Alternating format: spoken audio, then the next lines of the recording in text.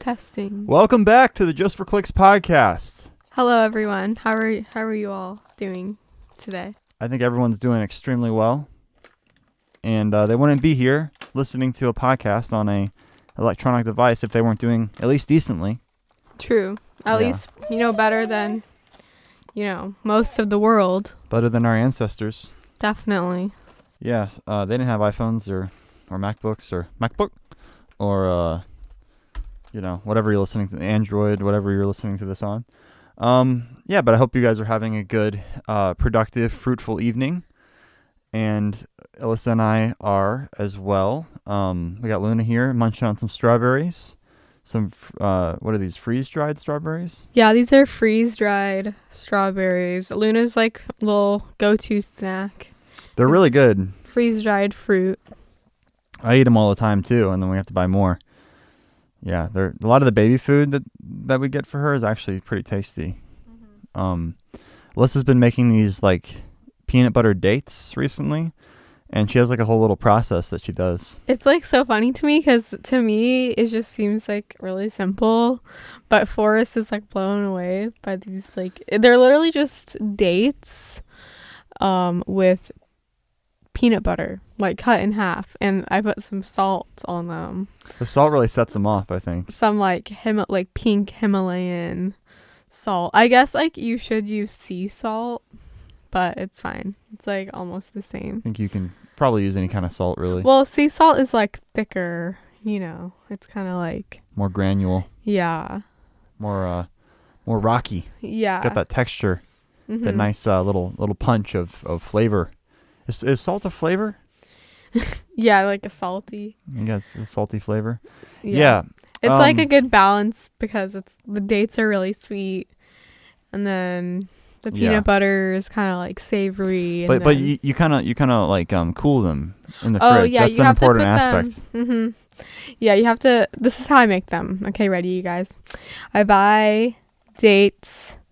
I think they're like medjool dates from Costco, and then is it like the family house from Encanto? The Medjool house? I don't know. Yeah. And then I cut them in half and then take the pit out, and then I just put some peanut butter in the middle, put some salt, and then I put them in the fridge for like an hour, and they like get like firm and cold. That part's crucial. Yeah. So you don't want a sloppy, moist date. You want them nice and hardened. I mean, they're already pretty like hard, but yeah, it's definitely like makes them like firm and just like extra yummy. I like all of my like sweet things to be cold. Like if I get candy, like I like chocolate candy, I like automatically put it in the fridge or the freezer and like wait for it to get cold before I eat it. It's the house of Madrigal. That's what I'm thinking of. Oh, Is nice. that the same thing as the dates, or completely different thing? No, not the same thing. Well, we got a great episode for you guys today.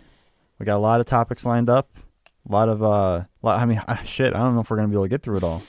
We only got an hour. Yeah. First topic of the evening. Got cucked super hard tonight because I was supposed to see The Batman with Mason. We show up to the theater, we're prepped, we're ready. I show up at 6:45. Mason's like, I got these advanced tickets. It's the special fan pre-screening of the movie, like whatever that means. It's like if you're going to see the movie, like you're probably a fan. I don't know what like the fan screening means. It just means you're like super early, I guess. I don't know. But Mason got these tickets, and we get there. We get our popcorn. I get a little red slushy. And we walk into the theater. Oh yeah, when we get there, Mason has got the tickets on his phone. We show him to the guy, and he's just like doesn't even scan them. He just like looks at them. He's like, "Oh, those look good. Okay, it's over there or whatever." And so that was weird. And we get our food, and we go in, and we go to the H 13 and 12 seats, and there's people in our seats. That happens sometimes, and you're like, "Oh, you're in our seats," and they move or whatever. But the guys are like, "No, like we have H 12 and 13." And we're like, something's up here. Maybe there's a computer error and they sold the tickets twice or something. We'll get this worked out. So we go to talk to the theater people, and the theater attendant's like, oh, looks like that's for a different theater. And I'm thinking like, oh man, shit, we're going to miss the first part of the movie. Because like, maybe it's like a theater a couple miles away or something, and we can just drive over there and miss the first 10 minutes or 15 minutes, which would suck, obviously, but it'd be better than not seeing the movie at all. It would still kind of suck. I don't know. We didn't get that far because the theater turns out it's in Rochester, Maine. So we're definitely not making that showing. And yeah, because we're in St. Louis, Missouri. I mean, I don't even know how far away Maine is from here, but definitely longer to get there than the duration of the film itself.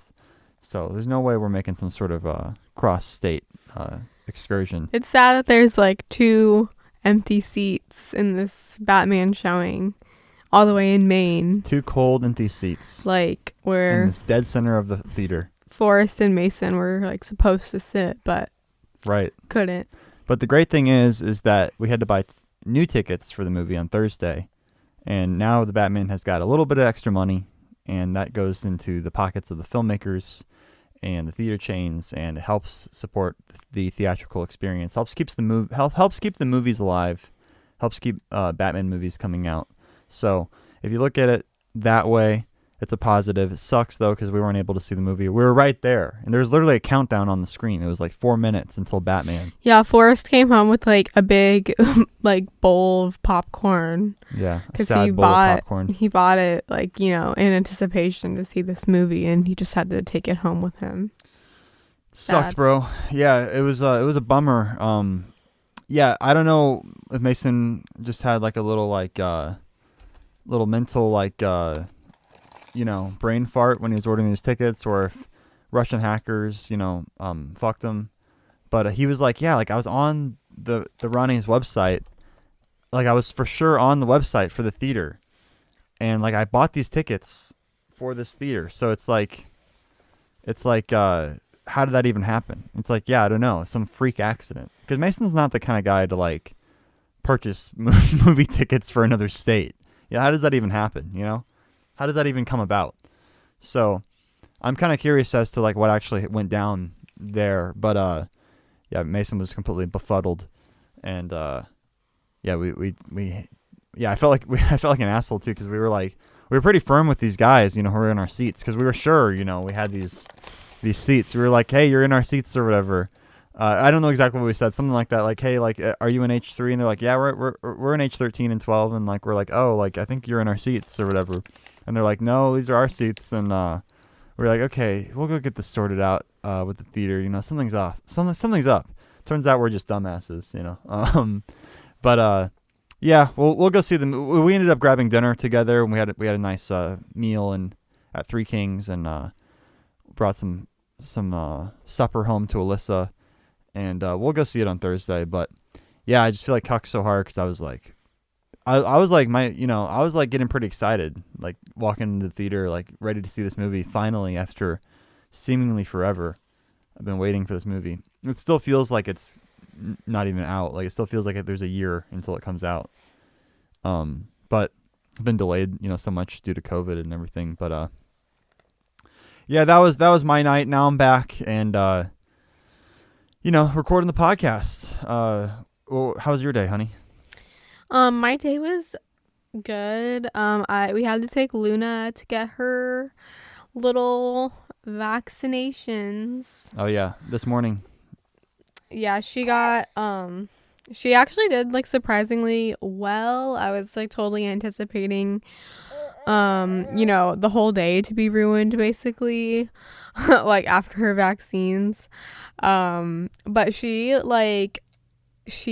was totally fine like right after them, and she was like in a great mood like all day. So yeah, she got her just like normal baby vaccines.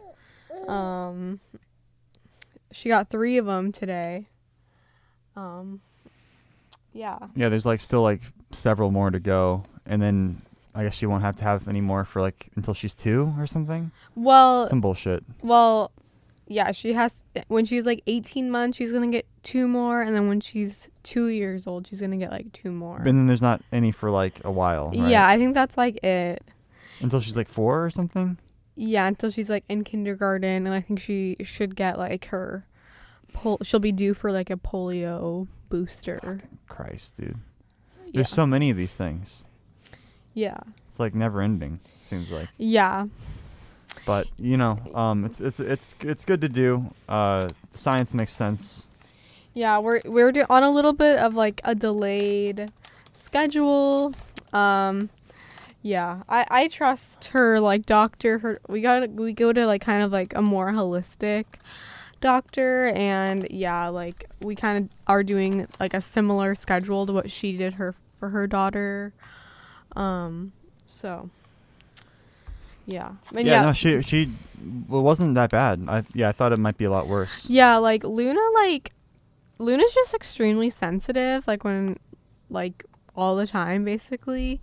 And I feel like she cried like the same amount like getting her vaccines as she did when they were like weighing her and like looking like inside her ears with like and like checking her heartbeat and stuff. Like, you know, she just doesn't like, especially like with like people like wearing the mask and stuff. I think it like freaks her out.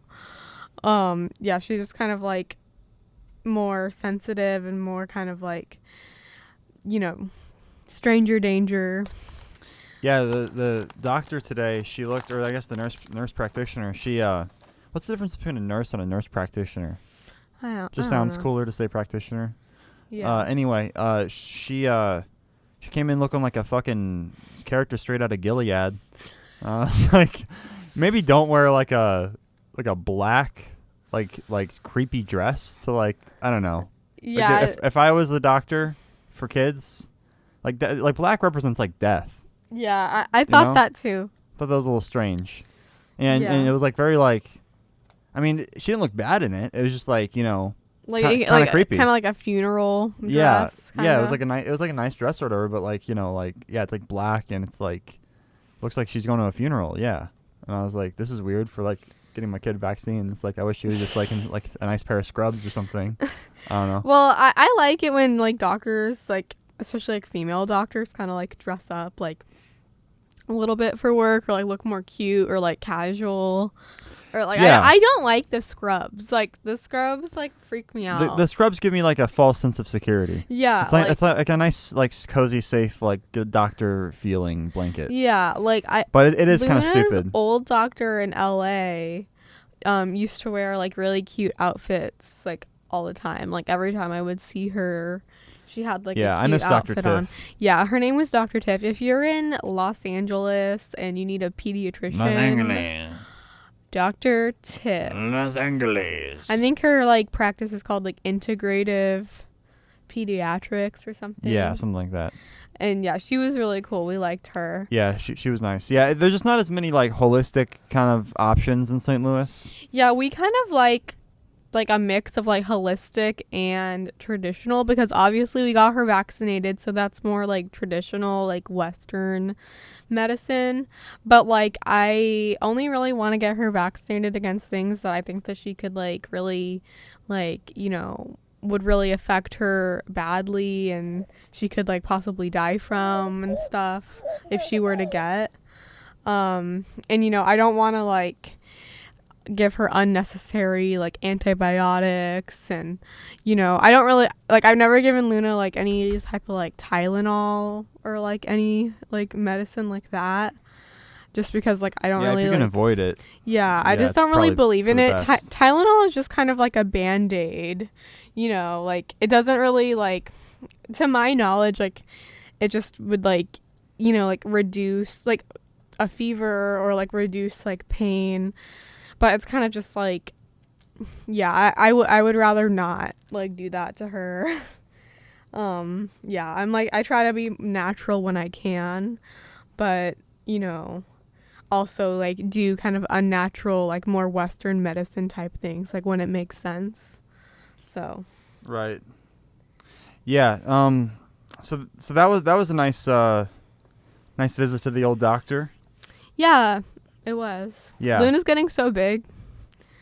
She's really tall these days. We gave her her first little pair of shoes today, Oh, too. yeah. That was also really cute. That was really cute. Luna loves shoes. She's like obsessed with our shoes. Like we were inspired to get her own shoes because she's been putting our shoes on, and obviously they're way too big for her, but it's so funny. She'll like go over to where our shoes are and like put her feet in them. It's like adorable. So we got her own shoes, and when we were at the shoe store like a couple days ago, she was so happy, like just like getting like us putting shoes on her. It was like hilarious. She was having a blast, and she was having so much fun today wearing her little shoes. Aw. Yeah. No. Yeah. She's been doing great. Yeah. We got her a new car seat too, and we're gonna install that in the car tomorrow. She's like too big, or like almost too big for her old car seat that she's had ever since she was born. Which was the Duna, which we recommend that too. It's a really good car seat, like, and stroller in one. Oh yeah, the Duna is awesome. Yeah, it's amazing. You don't have to carry around like a car seat anywhere. You just like open up the wheels, drop down the wheels, and they come out. But yeah, that's like goes up to like 32 inches. Like once your kid is 32 inches, they need a new car seat. And Luna is 31.5 inches. So she is like right on the brink of being too big for it. And we have a new one. So yeah, we're going to put that in probably tomorrow. And then the Duna will be for our new baby. Excellent. Yeah. Yeah, that's the baby update for you.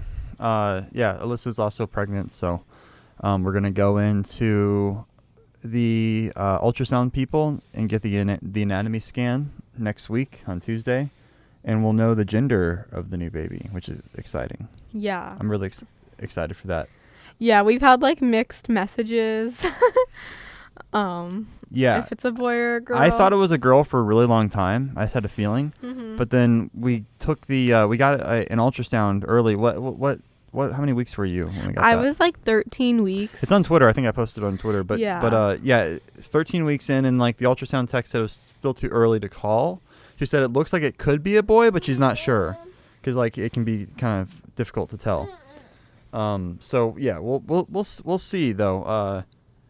Yeah, I'm definitely excited about knowing that information. Are we gonna do like a gender reveal? Are we gonna like burn down a forest and do some white people shit, or like what's the deal?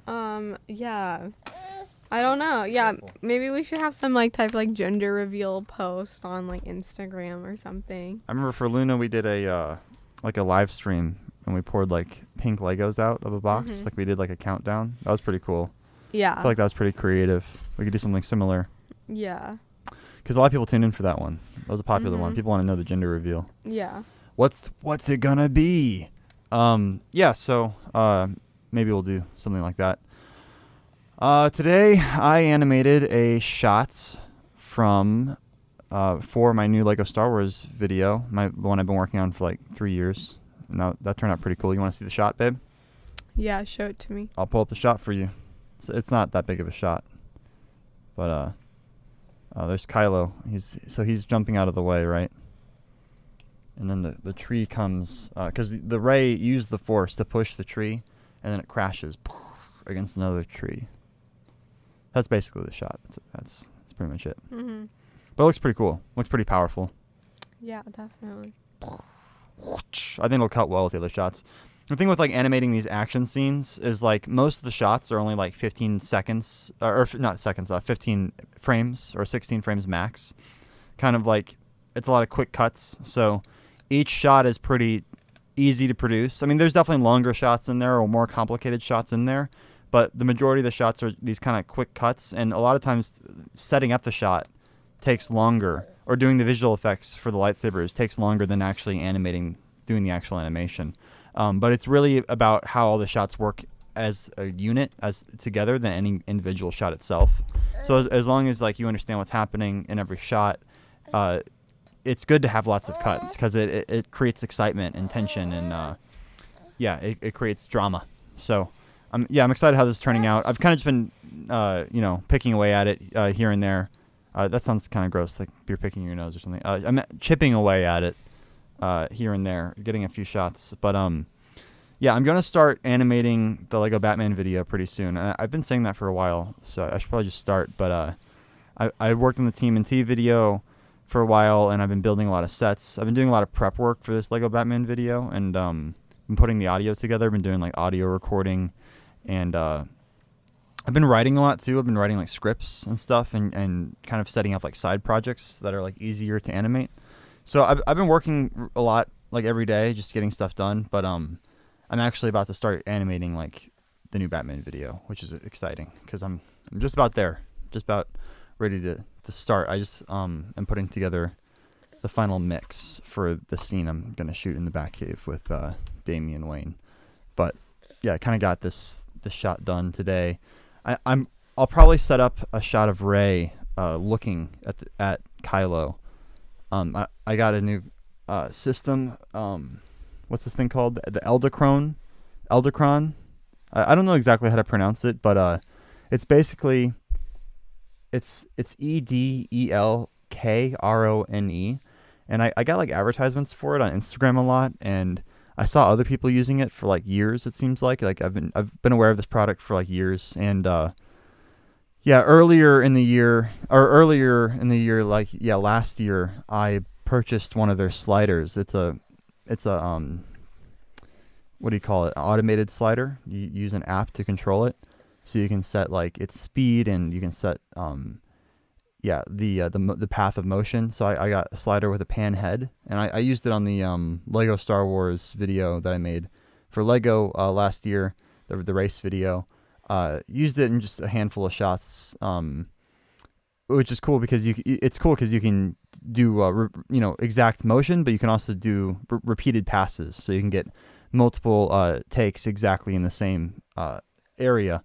So it's better for visual effects and things. But yeah, recently I upgraded to a jib slider, or it's not a slider, it's a jib crane. So it basically has this big mechanical head on it that can tilt the camera up, down, and sideways, and it's on a crane that can lower up and down and shift side to side. So it creates a lot more opportunities for creating dynamic shots in stop motion. So I'm really excited about it. I'm going to use it. I used it a few times in the TMNT video. The one shot you might notice is when the camera drops down really far and we move it on Donatello. Is it Donatello? I think it's Donatello. Raphael, Mikey, and Michelangelo. Yeah, I think it's Donatello, the purple one. He's like on tender.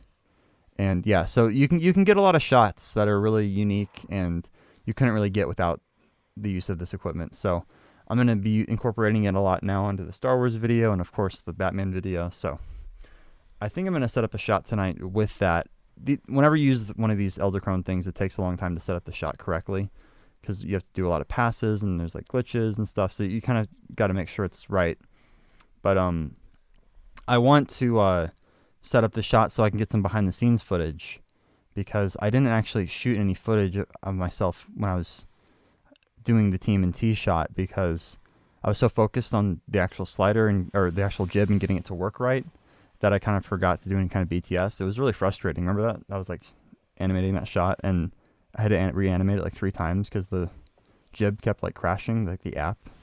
Oh yeah. It was like really frustrating. I like almost lost my mind. But finally got it done, and yeah, but I didn't get any footage of it, so because I want people to see it in action. I'm working on a behind-the-scenes video for my Teenage Mutant Ninja Turtle video, and yeah, I'll get some BTS footage of it working, so people can kind of get an idea of what's going on. But yeah, that's exciting. So that's kind of like the work update. I don't know. I had some other shit to talk about, but I totally forgot what it was. You want me to keep rubbing my foot? You want me to keep rubbing your foot? My foot hurts so bad. I think it's like, I don't know why, it's like a pregnancy thing, but like all day it's been like just getting like really cramped, and then like for some reason for the past like 2 hours or something it like won't like uncramp, and like sounds awful. It feels so horrible, and like Forrest was rubbing it and like I was like, he stopped and I was like really sad, but now he's doing it again. Yeah, why don't you like interrupt me? Like, I used to like let me talk for like 30 minutes about my filmmaking. Well, what am I supposed to do? And you want me to just like cut you off? Yes. You need to be more like forceful, like with what you want. You need to like tell people like what you want. Well, I did when you were like done. Well, just interrupt me. Yeah. Well, like you're like. What's more important, like you getting your foot rubbed or me like talking about my filmmaking bullshit? Well, you're giving your update. Well, just interrupt. It's not. You can just interrupt me. It's not that big a deal. Don't just sit there in agony. Well, you were like really passionate about this. Like Not that passionate. I just like didn't want to, like squander your flow. Oh, I just remembered what I was gonna say, and it's about what happened today when you called me at when you were at Costco. Oh my god. And she calls me with some serious bait. Like, what is this? She goes, yeah, the cashier at Starbucks, No, it was at Costco. Oh yeah, right. The cashier at Costco, he was really hot, No, I didn't say that. I didn't say that. And he looked just like that guy from The Great, Nicholas Hoult. Let me freaking. Because she's been watching The Great a lot. Let me tell my side of the story. And she loves The Great, and she loves Nicholas Hoult. We have been watching The Great. I haven't watched a single episode by myself. I watch it all with Forrest. It's not like my favorite show. It's okay. It's more of Alyssa's show though, for sure. Yeah, I feel like I've been forcing Forrest to watch it because It's good. It's not bad. It's just I'm not super thrilled. I'm not like on the edge of my seat. Yeah, and I just like it. So. Okay, explain this one away, hon. Okay, so and then so I was at Costco, and just me and Luna went to Costco, and the guy who was my cashier at Costco, he was your cashier. He wasn't the grocery store's cashier. He was the cashier at Costco. Your cashier. Interesting how you phrase that. Oh my god. Very possessive. And I just when I saw him, I just thought he just reminded me of Nicholas Hoult. This is what happens when I let her out of the house. Who is just on her the own main character or one of the main characters in The Great. Okay, and I just said this to Forrest. I made the huge devastating mistake of mentioning critical this to error. Forrest because it was a huge critical error. I didn't think that this would cause Forrest to spiral, go into this jealous. I'm not jealous. Spiral. It's not my fault. You're a total slut. But I literally said, I didn't say he was hot. I literally was this guy just looked kind of like a knockoff version of Nicholas Hoult. The Walmart version of Nicholas Hoult. The Walmart version. So not only are you insulting our marriage by having fantasies of another man behind my back. Meanwhile, you're also somehow backhandedly insulting this guy for not being as hot as Nicholas Hoult. Listen, it's brutal. It's it's hard to be as hot as Nicholas Hoult. Oh, here she goes. Here we go. I'm not insulting him. Here we go. I just felt like he gave me the Nicholas Hoult vibe. So you got his number, and you guys are gonna meet up for drinks later? No, I didn't get his number. She was wearing this cute outfit too. She went out like looking for attention. Oh my god! Okay, it's 70 degrees here in St. Louis. Now I know why they want him to cover up in the Muslim culture. I think they got the right idea. It was really warm here today. It's 70 degrees. It was sunny. It was really warm, and I wore just shorts and a tank top. Okay.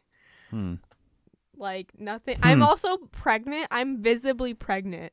So barely. I wear my wedding ring everywhere, and I take my 1-year-old everywhere. So you think that's gonna stop some horny guy? I'm very you could just by looking at me, I'm very taken. Guys don't care about that. They look for married women because it's easier. What? They're easier targets. Why? They know they can get a quick lay and then she'll move on. What? They just want to fuck. Well, I'm pregnant. It's the thrill of them. They want to cuck another man. That's how they get off. Well, It's a total power move. It's gonna be hard to fuck me when I have my toddler with me all the time. Like me and Luna, like, well, maybe they're not gonna fuck you while you're out, but they're gonna make contact and lay the foundation for a fuck later on. I wouldn't make contact with anybody. I would be like, no, I'm very obviously married. What if they offered you $10,000? And then you'd be like, let me reconsider this. Meanwhile, if you guys go listen to Forrest and Mason's podcast, The Bait Buffet. Never heard of it. Forrest is always talking about all these celebrities he wants to, have sex with. And, that's not true. That's completely false and a fabricated lie. Well, if you hang out with Forrest for long enough, like, he will tell you which celebrities he thinks are hot, like, no, which girl on the TV he would fuck. What? And what are you talking about? I can't say. You're literally insane. That someone at the grocery store reminds me of Nicholas Hoult. I also can't say that I love Richard Dawkins, who's literally 80 years old. Oh yeah, she wants to fuck Richard Dawkins too. I just like. She does. Don't deny it. Okay. You should see the way her eyes light up when she talks about Richard Dawkins. It's fucking brutal. You guys. It's savage. You guys, I was raised in a fundamentalist Christian cult, basically, okay? I was literally taught in my science class at school that the earth was made in 7 days and that evolution was fake. So they taught her that there were dinosaurs in the Civil War times. Yeah, no joke. Yeah. Literally they think dinosaurs were around during the Civil War. Not metaphoric. Like Abraham Lincoln was riding a velociraptor into battle with an AK-47. Here, do you want that box? Yeah. So, excuse me for a true patriot. Excuse me for, being really excited about books that are about evolution and science and stuff, because I never got to learn any Who's that other guy that you like to listen to? Richard Harris or? Oh, Sam Harris. Sam Harris, yeah. Yeah. They're both old. Whoa. Sam Harris isn't old. Sam Harris is in his 50s. He's in his he's like a young whippersnapper. No, he has gray hair. That's what you like about him. God damn it! I'm trying to pick this fucking strawberry up with my foot and I smushed it into the carpet. Can you grab that, hun? They literally left a red stain on the carpet. No, I can bend down. I'm pregnant. God damn it! This day just keeps getting fucking worse and worse. First, my wife calls me while I'm working. I didn't think this would be a big deal. And tells me that she met some hot cashier. Oh my god! I didn't say he was hot. My fucking best friend takes me to the movies and he baits me with a little bit of Batman bait. And now Luna's dropping strawberries all over my nice carpet down here in the studio. Luna, don't put. So she'll do this thing where she'll literally look at you and she'll hold something over like we'll be at Target and she'll be playing with something or her toy and she'll look at me and then she'll hold it over the edge of the cart and she'll just drop it because she knows it'll get a reaction out of me. And sometimes she does this with food. She's done eating, but then she just wants to throw the food around. And it's we're not playing this little game, Luna. You're just gonna have to not have the food because it's literally, look at this debris that comes off the strawberry. They're freeze dried. But yeah, it's okay. There are brighter days ahead for me for sure. Not every day can be an A1 type of day. But yeah, no, seriously though, when are you gonna get drinks with them? Because oh my god, I at least want to be there, to make sure you're safe, when you're out there in the dating scene. I can't get drinks with anybody right now. I'll wear a baseball cap and I'll get a kind of a booth in the corner in the back. It'll be covert. He won't even know I'm there. Well, I can't get drinks with anyone right now because I'm pregnant.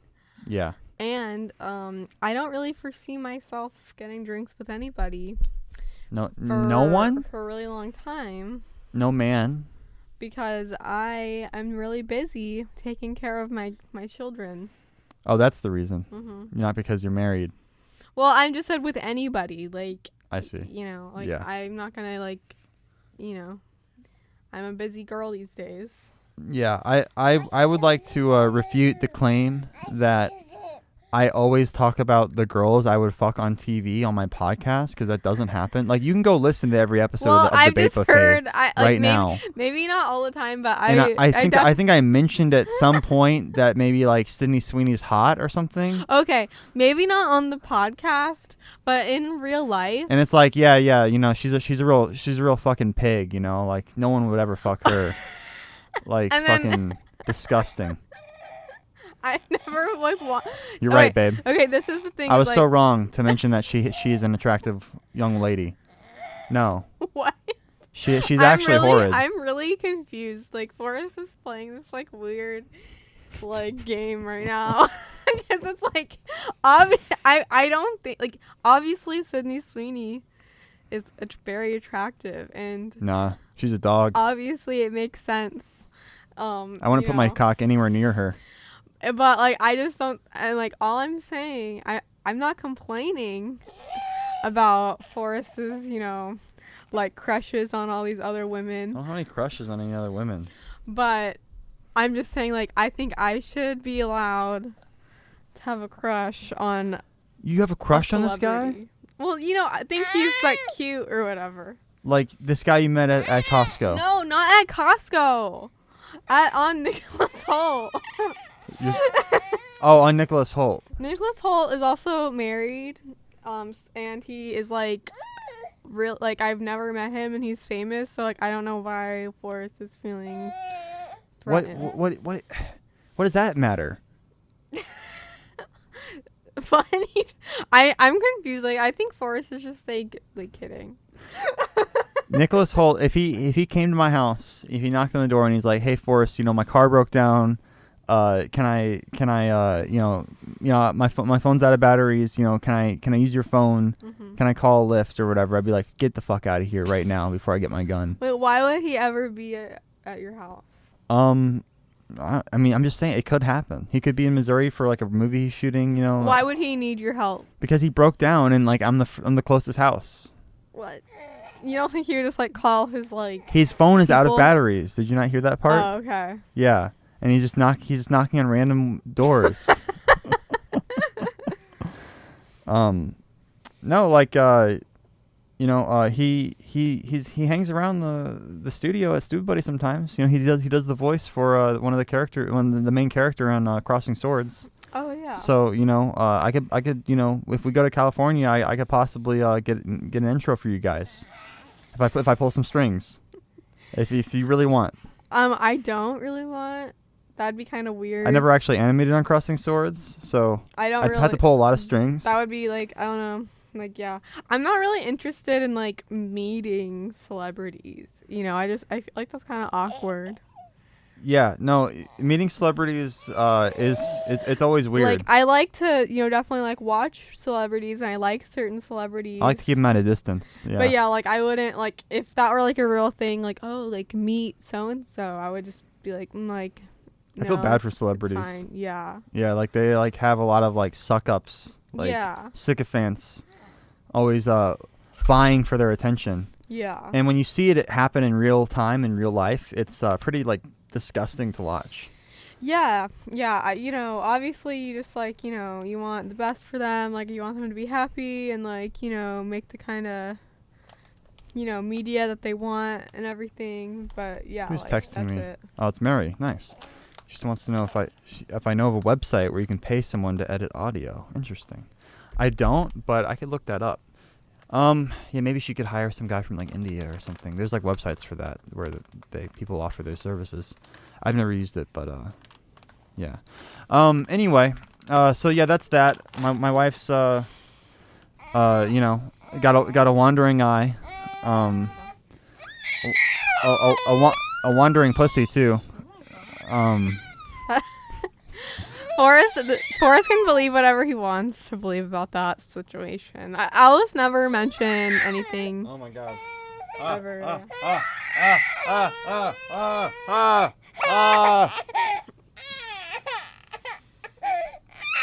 Luna's in a mood. Here, how do I give her? She doesn't like when you talk about, extramarital affairs. You wanna try to boob her, or what do you wanna try to do? Well, I already booed. Here, I guess I'll try to boob. You wanna boob her? Technical difficulties, guys. Bear with us here. Okay, what's next on the agenda here? What's next?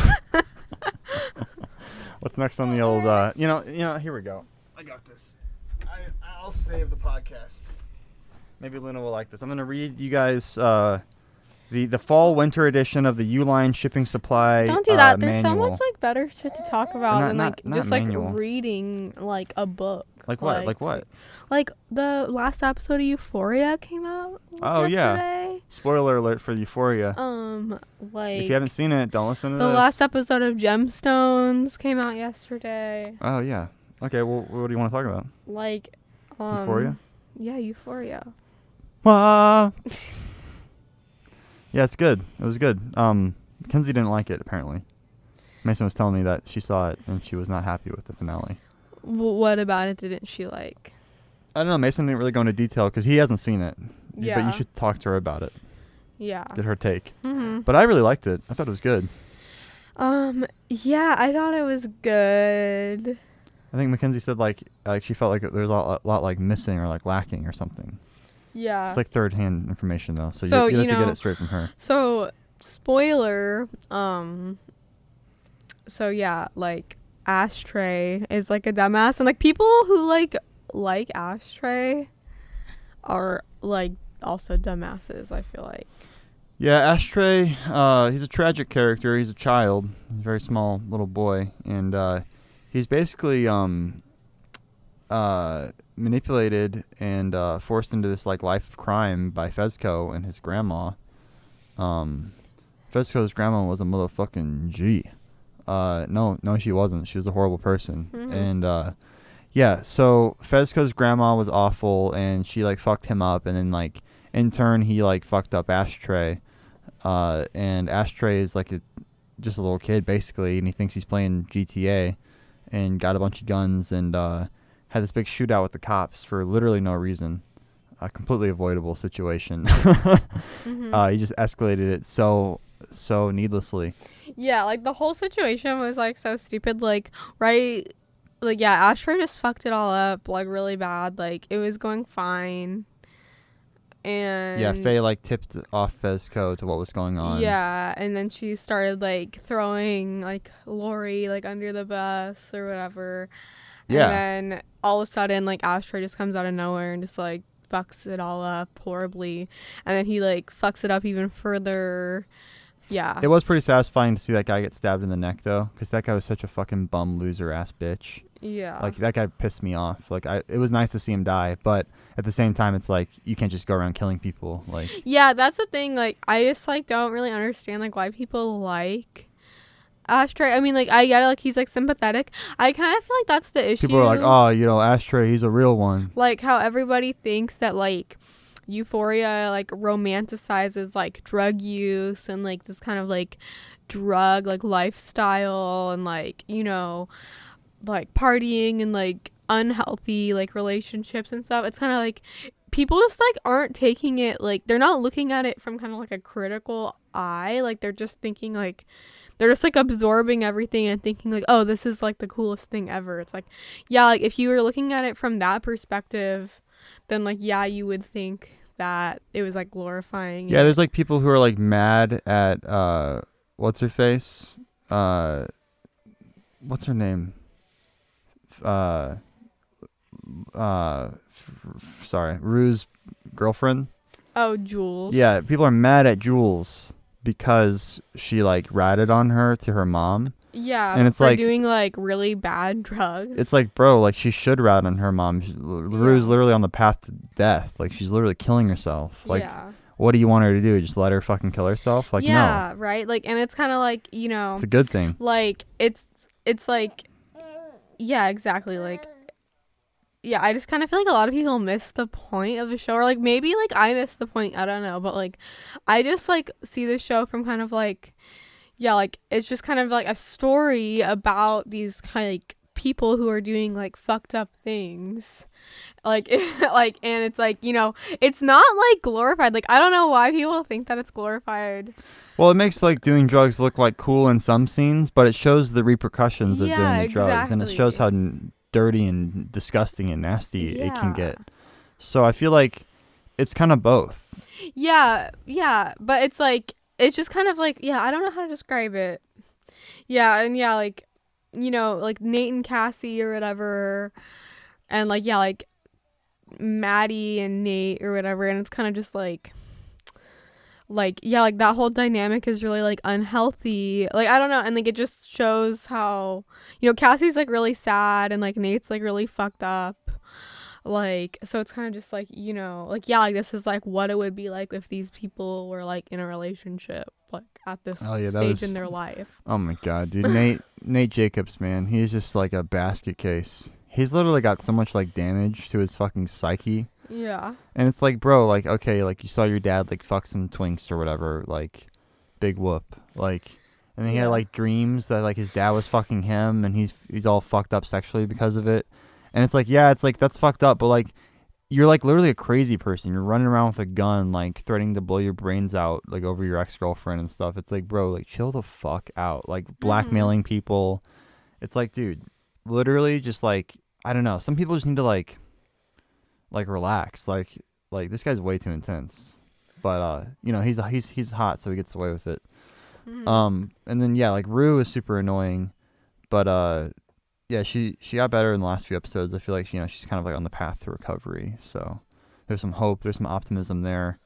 I really liked the last two episodes, like the way they structured it all around the play that Lexi put on. It was really cool. Even though the play made no sense, like in the context of the story, like how like this high school put on this like Broadway level production. But you know, they just kind of threw the rules out because it was more fun that way. I saw like a quote from one of the producers. They were like, yeah, we know like the play like wouldn't be realistic in this universe, but like it was just more fun to do it, you know, as a full production instead of like pretending like it's a high school play or whatever. Yeah. So I feel that it was a little bit strange because I was like, is this like a dream sequence at first? But then I was like through like both episodes, and like, yeah, events were happening that were like actually real. So I was like, oh, I guess they're just like committing to this like Broadway level production at this like public high school. Yeah. But whatever. It was really cool. Like the actual play itself, like the way they shot it and like the choreography and the lighting and the music. I mean, yeah, it's a great show. It's a really good show. And I thought the second season was just as good as the first season. Yeah, I think I did too. It's just been so long since I watched the first season. Yeah. But yeah, then Gemstones came out, like the finale of Gemstones, and I was like, I didn't think that the second season was like anywhere near as good as the first season of the Righteous Gemstones. Like I was kind of, I wouldn't say I was like disappointed, but like I was just like underwhelmed because like the first season was just like so good. Like every single scene, like every episode just kind of left just like kind of they would have like cliffhangers and stuff, but like it was like you were kind of like satisfied, like you learned some information like in every single episode, and like, you know, yeah, I don't know, like it was just so good, like the first season of The Righteous Gemstones, and it was kind of more like down to earth and kind of more like realistic of like something that like would happen to someone like that, like I kind of just, or like a family like that. I kind of feel like the second season was kind of more like really extreme and like far-fetched, and I didn't really understand, like it just had like a lot more people in it, and I wasn't like really following kind of like the dynamics of like all these people, you know, like It was, yeah, like it was Eli's past, his like wrestling people. it was kind of a yeah, there's more going on this season. It was like not as, it was more complicated of a story.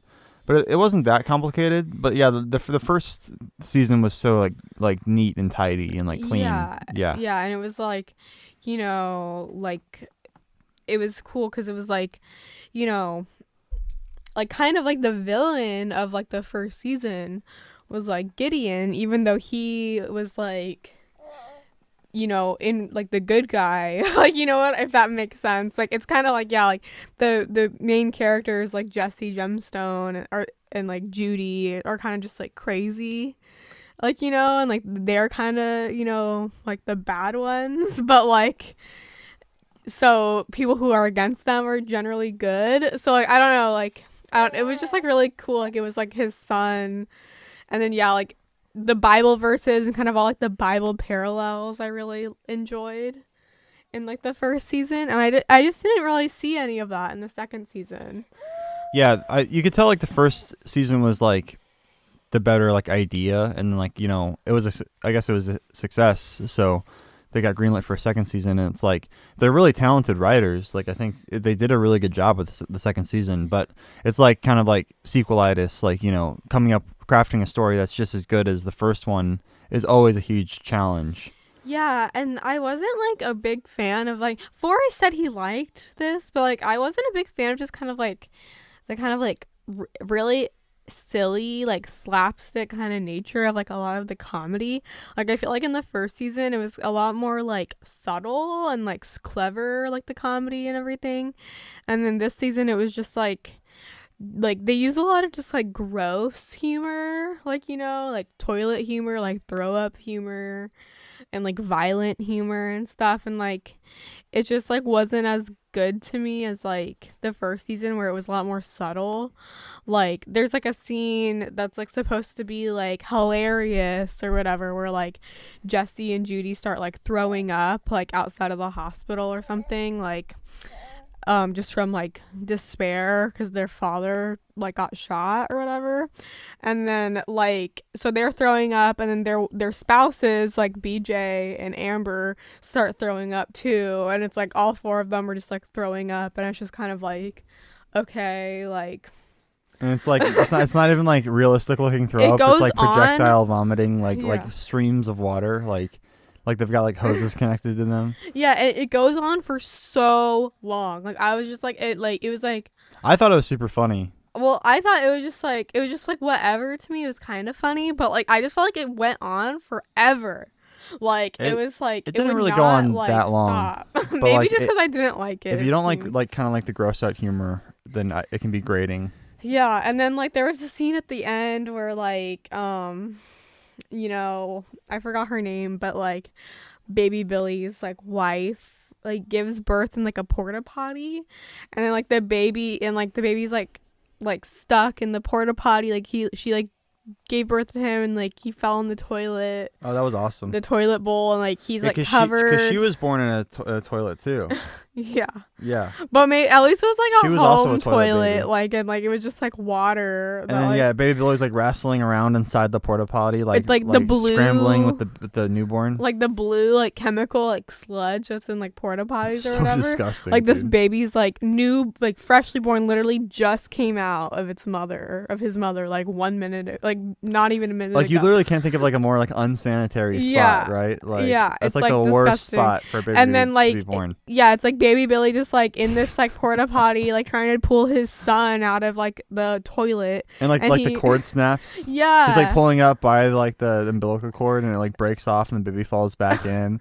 And it's like agony to watch. Yeah, it was just like this unbearable like long scene, and yeah, like I just like I guess like yeah, some people will think that was funny or whatever, and like it, but yeah, to me it's just like just like a lot of the humor was just like so like like blah, like like I thought it was great. Yeah, I mean, it's a comedy show. It's not a real show that's meant to be taken seriously. Well, like yeah, but like you Euphoria. Can still do it like funny. You can still be funny without just being like gross. I don't know. I feel like I don't know. I'd have to rewatch the first season since it was like a long time since it came out. But I feel like there were a lot of gags like that in the first season as well. But maybe I'm wrong. I kind of feel like a lot of the comedy in the first season just came from like how ridiculous like everything is, and everyone wasn't there like is. physical like a lot of good like the thing is it's like it's you know shows are visual, you know, it's not a book or like an audio play, so like I feel like it's good when you incorporate visual gags into a show as well, because then it's just, you know, people talking. If you don't do that, then it's just people talking, you know, in rooms. And it's like you kind of want to excite the eyes as well as like the mind. I mean, I felt, maybe I'm like forgetting, but like I don't know, I just remember like a lot of the comedy just came from like, yeah, like how ridiculous everybody was. Like BJ and Judy's relationship is just like really ridiculous. Yeah. And you Oh, know, BJ's so funny, dude. like, but like it was just like, I don't know, it was like funny. It was extremely funny, but it was also kind of like epic. And they were like kind of just like, I mean, there were kind of like epic-ish like scenes like in like the second season, but like I don't know, like I just felt like there was a lot of character like development, or like kind of like a lot of character like, yeah, like I remember Amber was really funny like a lot of the time in the first season, because she just like let this whole like role of like, you know, being like Jesse Gemstone's like wife like go to her head, like, you know, and like she was like really funny like a lot. And then Calvin was kind of like the voice of reason, like within like the siblings. Oh, him and his like best friend are so ridiculous. Oh my god, yeah, I totally forgot about him. Yeah, just like their relationship was like funny. Yeah. Like, you know what I mean? Like, and it wasn't like this over the top thing. Like, yeah, just like in the second season, they just went like really like over the top, like ridiculous in like a lot of it. And like, I just almost feel like, yeah, I don't know. It was almost just kind of like if they had better writing, it wouldn't have been like necessary. That's funny because, yeah, I was talking to Mason about it tonight, and he was saying like he feels like this season was like too serious. Yeah, that's kind of like the opposite opinion of what you're saying. Like, I mean, it was serious, but like it wasn't. But it was also like, yeah, I don't know. Like, I just feel like the first season. Yeah, I don't know. The first season was just a lot better to me. Like, yeah, I mean, I feel like the second season was like a good like natural continuation of the story and the characters, and we got a lot of Baby Billy, which I love. He's my favorite character, and yeah, I thought it was great. I mean, yeah, I wouldn't even really compare it to the first season because like it's just like its own thing. I wouldn't want to say it's better or worse than the first season. The first season was definitely like neater and tighter and cleaner of a storyline, and I think I think if you appreciate the characters though, you'll most likely enjoy the second season. But yeah, I can see where you're coming from. Like, I don't know if Forrest is just like really good at like predicting what's gonna happen in TV shows, because he has predicted things like really like accurately, like in other shows and stuff. But like for the past like month, like Forrest has been saying like, oh, it's like the listens, like they're the murderers, like, you know what I mean? Yeah, it was pretty obvious and like then, who the killer was. yeah, and then yeah, like there would just be like so much like bait, like we wouldn't like hear anything, or like we wouldn't see anything. Like every episode would just end on like another cliffhanger for like the same question, you know, like we wouldn't learn any like new information. Yeah, they kind of baited us on who the killer was for like until the very last episode, and it's like I kind of knew who it was like 3 episodes ago, because like who else is there once you eliminate, you know, the shady dude from Eli's past, you know, played by Maroney from The Dark Knight or whatever. Yeah, it's kind of like there's no one else who's new on the show but the Listens, you know. So it's like, who else would it be? Like, why were the Listens even introduced if you think about it? So yeah, I knew it was going to be who's the guy who plays Eric Andre. Eric Andre. Yeah. Eric Andre was great in the show, but yeah, I do kind of wish he had more time to be like crazy. Like if they had revealed that it was him like an episode earlier, not like the season finale, maybe they could have given him more to do, like, because he's good when he's crazier, you know, because I feel like he was kind of just playing like your typical like mega church pastor, and like, yeah, maybe they were trying to write him more serious to give him more of like a chance to like do more like acting, because he's kind of known for his like wacky zany behavior. So maybe they're just trying to do something, you know, different with him, and I think he did a really great job with the material. But yeah, I was kind of hoping he would be unleashed a little bit more.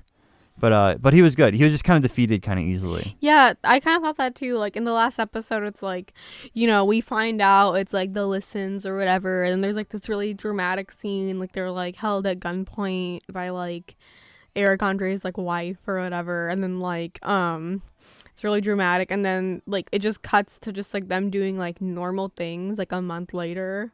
Like, you know what I mean? And it's kind of just like, I wish that there was like more like drama with that, or like, Yeah. I actually remember, I think I did really like the first couple episodes of the second season. Now I'm thinking about it, like one scene that was kind of like impactful to me. I don't know. I like the kind of like little details or whatever. But I really liked, there was an episode about like Eli's past, like when he was like a teenager or like a young man, like in his like early 20s or like late teens or whatever. And then he's like going to he's like at his parents' house, and like it says he rides up to his parents' house on like a bike or something. He's got like a motorcycle. Yeah, and then on the mailbox it says like the gemstones. Like it's like really humble. Yeah, it's like a really modest, like humble, normal house. And then kind of like a couple scenes later, there's a really awesome scene of Gideon, who's like Eli's grandson, like driving around like the whole like gemstone like estate, like on this like really cool like motorcycle thing. And then he drives past like a big sign that says like the gemstones, like in a really awesome like, you know, sign or whatever. Like, and it's kind of just, I really liked that. Like, I thought that was like really neat. Like he was like mirroring his grandpa. Yeah. Like, but like just kind of like around like, yeah, like what his grandpa like built, like the whole like empire like of wealth that like his grandpa like kind of created, like, you know. Yeah, I like the angle of like his grandpa used to be a professional like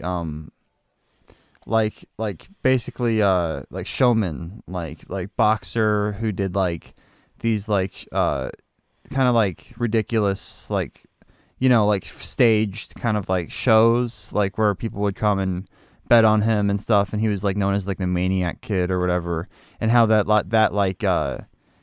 kind of like, you know, humbug kind of vibe, you know, like transcended mediums, and he was able to kind of bring that energy to like the mega church pastor thing, and it's just kind of another con for him. Like it's you know, he may believe in God or whatever, but like really it's about the money, and really it's about just like creating an empire for his family and finding a way to support himself, and using using his ability to like hype up other people to like, you know, generate wealth. Yeah, that was really cool. That was yeah, interesting. I think Eli and Gideon are like my favorite characters. Like they're kind of the most like normal characters who kind of like see through everybody's bullshit, I feel like. Yeah. Yeah, Eli's more like the voice of reason, and so is Gideon. He's like just a normal ass dude, basically. Yeah. Yeah, it's a really good show. Yeah, I would definitely check out both seasons if you haven't. I mean, we kind of just spoiled everything for you. So sorry if you listen to this and you haven't seen it, because I don't think it's that popular. Like, you know, no one really talks about it. It's not that big of a show. I'm surprised it got a second season, honestly. But maybe I'm wrong. Maybe like a ton of people watch it and I'm just not aware of it. But it's not like Euphoria. Like, people definitely watch, and I hear about Euphoria like every time a new episode comes out. It's like trending on Twitter and stuff. Yeah, I feel like maybe people don't watch it because it looks like kind of like a Christian show.